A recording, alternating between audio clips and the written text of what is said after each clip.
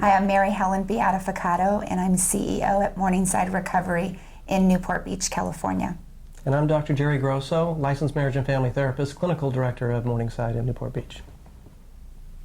I'd like to begin with just giving you an overview about Morningside Recovery and what we do, and talk a little bit about the clinical program, and then basically give Dr. Grosso the opportunity to tell you in detail about what our clinical program encompasses. So Morningside Recovery has been around for about 11 years. This will be our 11th anniversary this year. We are a drug, alcohol, and mental health treatment facility.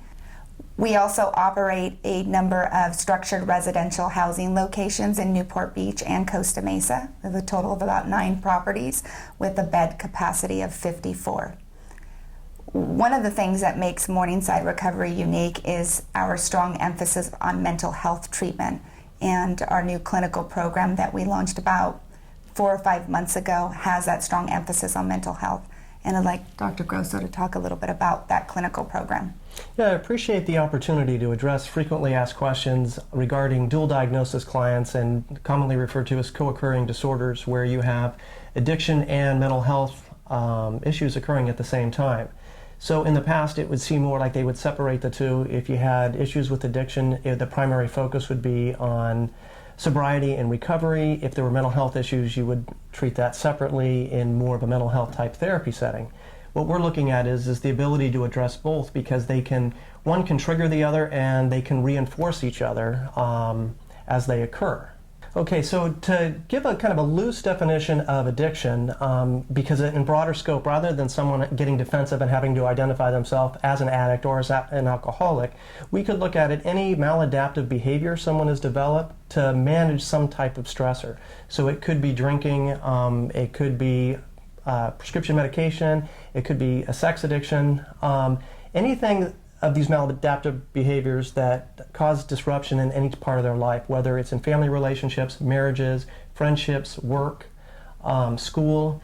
These are type of the things that we're looking at that could fall under an addiction component. As far as mental health issues, commonly you hear bipolar, you hear depression, you hear anxiety, but we're going to expand that a little bit broader and look at any emotional issue in response to a specific psychosocial stressors. Okay, so to give a kind of a loose definition of addiction, because in broader scope, rather than someone getting defensive and having to identify themselves as an addict or as an alcoholic, we could look at it any maladaptive behavior someone has developed to manage some type of stressor. So it could be drinking, it could be prescription medication, it could be a sex addiction, anything of these maladaptive behaviors that cause disruption in any part of their life, whether it's in family relationships, marriages, friendships, work, school.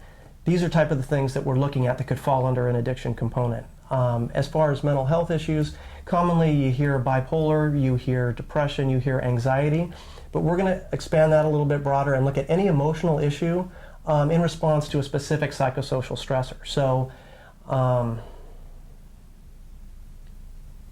psychosocial stressor, okay. Such as?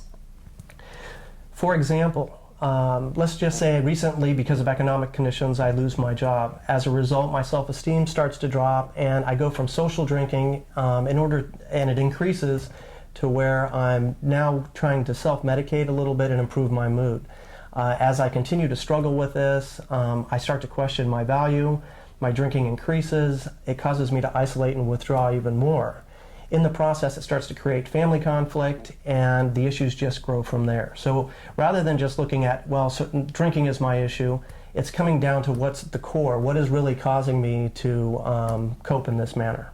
I want to talk a little bit about our population at Morningside, what our typical client looks like, who would do very well in our program. So there are a number of treatment facilities out there that run more in a hospital type setting, where they're a lockdown facility. Morningside Recovery is not a lockdown facility. Some people need that. There is a large population of people who need something beyond that. The step in between when they leave a treatment facility that is a lockdown facility and before they go back to the life that they had before they came to treatment. And that's really what Morningside Recovery addresses.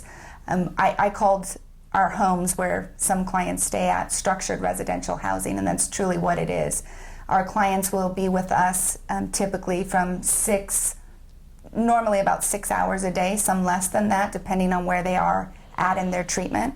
And they will live in one of our homes sometimes, and those homes are operated with a full-time house manager who lives there. But the homes are truly for living.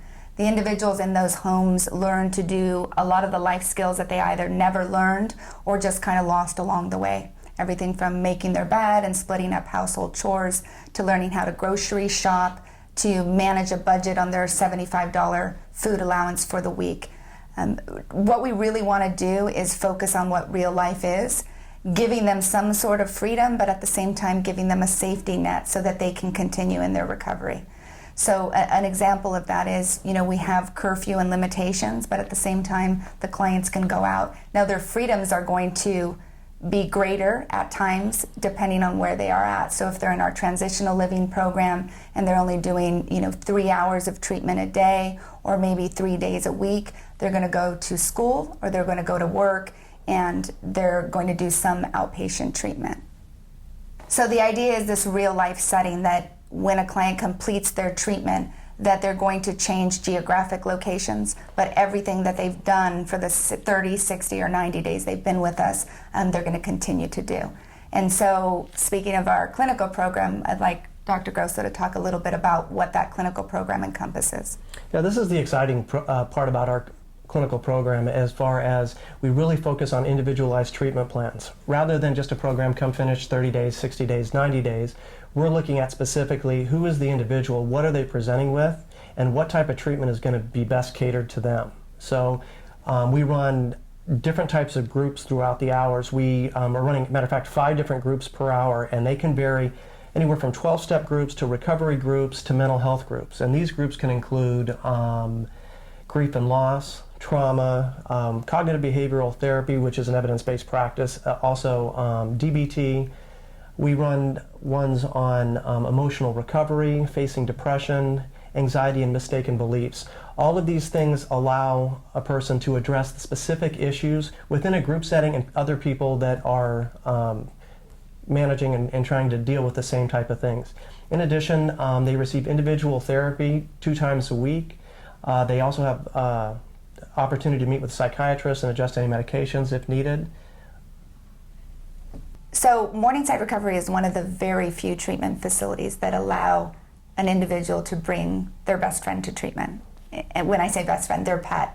We take everything from dogs and cats to, we have somebody with us right now who has a bird, and their bird is sharing the room with them. So our pet program tends to be very popular. We don't encourage you to go get one before you come to treatment, but if you have one, you're welcome to bring it. The other thing that sets us apart is our academic institute. We basically provide all of the academic resources that are necessary for somebody who either left college in the middle of their studies, somebody who never figured out what they wanted to do in the first place. We help them pick up those pieces. So we provide one-on-one tutoring, everything from helping an individual with registering for classes to driving them to school every day and picking them up, to sitting down and setting forth an academic plan so that they know when exams are coming up, what reading needs to be accomplished. We basically take everything out of the way so that we can give them something that they can be successful at. And it tends to be very popular, especially with our young adults. Well, and you look at the treatment process, the way this unfolds, that here the clients are in treatment and they're having an opportunity to function in the relative structure that we have, but also make this smooth transition back to being independent and self-sufficient. And the self-confidence that comes with their ability to do so really builds on their discharge, being able to integrate back into their lives, but with a lot more skills than they had before.